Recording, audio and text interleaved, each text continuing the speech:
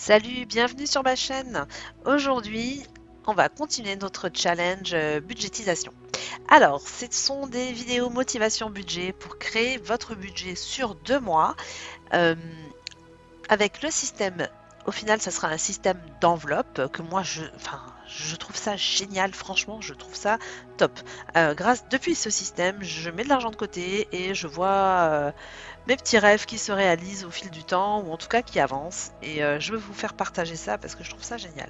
Donc vous avez normalement fait quelques petits devoirs pour cette semaine et maintenant on va parler, on va rentrer dans un sujet un peu plus, comment dire, un peu plus... On va prendre de la hauteur en fait. Ce que je vous demande cette semaine pour avancer au niveau de votre budget, c'est d'examiner trois éléments sur vos finances. Alors, premièrement, on va regarder exactement, on l'a déjà fait pour la semaine dernière, mais là, on va le revérifier, on va le faire un peu, comment dire, on va regarder un peu différemment combien est-ce qu'on gagne exactement. Donc ça, on l'avait déjà fait la semaine dernière, on va en reparler pour être sûr. On va vraiment bloquer ça ensemble. Deuxièmement, on va parler des dépenses pour lesquelles on doit mettre de côté de l'argent, c'est-à-dire lesquelles on doit impérativement mettre de l'argent de côté et pour lesquelles on a envie, pour lesquelles on souhaite mettre de l'argent de côté. Quelles sont ces fameuses dépenses? Et troisièmement, on va se poser la question d'établir un matelas financier. Comment gérez-vous une dépense de dernière minute, une urgence? Comment gérez-vous le fait de changer votre lave-vaisselle, votre machine à laver, un pépin sur la voiture?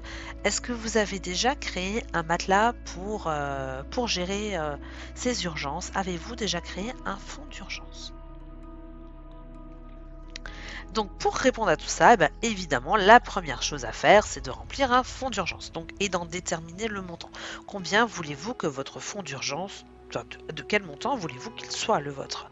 Moi, par exemple, mon premier fonds d'urgence que j'ai créé, ça a été un fonds d'urgence de 1500 euros. Voilà. Que vous soyez étudiant, en couple, parent, est-ce que vous avez réussi à mettre, peut-être que vous êtes largement au-dessus, et dans ce cas, je suis ravie pour vous, mais si vous commencez à seulement établir votre budget, peut-être que vous n'aviez absolument rien de côté à ce niveau-là. Donc, avez-vous mis un fonds d'urgence de côté?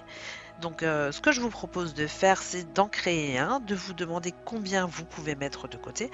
À savoir qu'on peut commencer très bien à mettre 20 euros de côté par mois, il n'y a aucun problème. Le principe, c'est de se fixer une limite.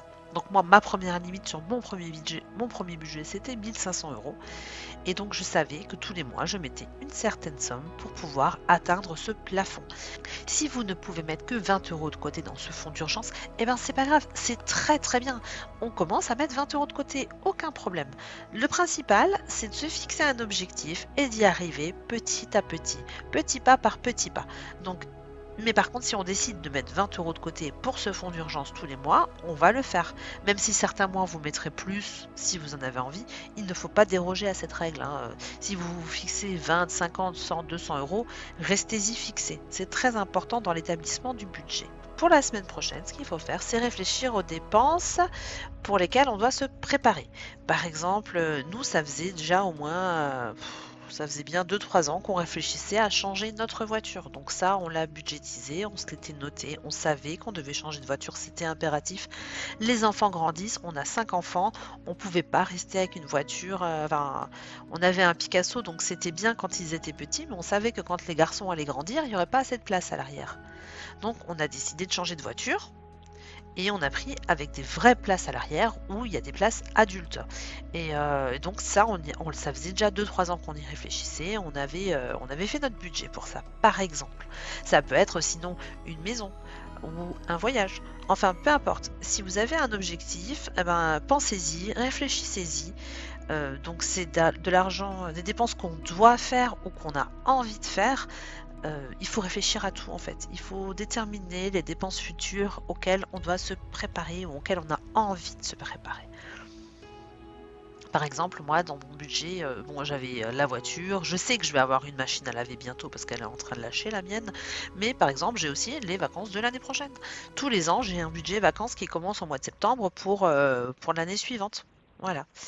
Bon, si vous avez besoin d'idées, je vous mettrai une liste de dépenses dans mes docs à télécharger en bas. Donc il y aura un lien vers mon site internet. Vous avez juste à cliquer à télécharger. Il y a pas, vous n'êtes pas inscrit à une newsletter, vous n'êtes pas inscrit où que ce soit. Vous basculez juste sur mon site le temps du téléchargement et puis voilà. Donc ensuite, en troisième point, je vous demanderai, comme la semaine dernière, de connaître vos revenus. Donc la semaine dernière, on en avait déjà parlé. Je vous avais demandé de noter combien vous avez rentré d'argent le mois dernier. Là, ce que je voudrais que vous fassiez, c'est que vraiment vous vérifiez ça sur par exemple, les 6 mois passés ou l'année passée, comme vous voulez, mais que vous me fassiez vraiment vos revenus réels. Parce que si le mois dernier, vous m'aviez noté que vous avez, je sais pas, si vous avez noté 3 000 euros, mais que dans ces 3 000 euros, il y a une prime de vacances de 600 euros, bah faut les virer les 600 euros là, enlevez-les. Ou si vous avez noté 1700 euros parce que vous avez reçu 400 euros de CAF pour la rentrée scolaire ou je sais pas quoi, bah, il faut les enlever parce que ça c'est vraiment un budget que vous avez eu d'appoint. Hein. Il faut pas les compter. Il faut vraiment faire une moyenne sur l'année passée, sur tous les mois passés, et comme ça on a vraiment un revenu réel de ce qui rentre tous les mois.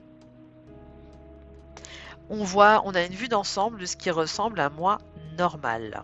Donc voilà, c'était les 3 tâches à faire pour la semaine prochaine. Alors, les revenus réels que vous avez notés, il faudra les reporter sur les feuilles qu'on avait préparées la semaine dernière. Donc je vous avais demandé de faire une feuille avec vos revenus pour les rentrées d'argent, une feuille avec vos dépenses. Donc votre revenu réel, vous le notez bien sur cette feuille-là, c'est important. Il faut vraiment avoir un revenu assez réaliste pour travailler sur le budget des enveloppes. Ensuite, les dépenses, les rêves que vous avez, que ce soit à la maison, comme je disais, ou la voiture, ou le voyage, ou la machine à laver, enfin bref, les dépenses que vous allez prévoir, vous faites aussi sur votre feuille des dépenses, votre budget mensuel qu'on avait commencé la semaine dernière, vous rajoutez cette case-là et vous le notez. Vous notez s'il y a une case maison ou une case voyage, vous les rajoutez en bas et vous notez la somme qui est à prévoir pour ça. Je vous mettrai toutes ces fiches de travail que je réalise pour moi-même. Je vous les noterai donc en barre d'infos. Vous allez juste aller télécharger. Je vous mettrai tout ce qu'il faut pour réaliser ces 3 tâches-là. La semaine prochaine, on se retrouve lundi prochain pour continuer notre challenge budget, pour réaliser un budget qui fonctionne ensemble. Je sais que ça prend un peu de temps. Vous allez vous dire, waouh, 2 mois pour réaliser ça. Oui, c'est bon, c'est sympa, on passe du temps ensemble, on crée ça, mais franchement ça marche. Moi je l'ai fait et j'en suis ravie.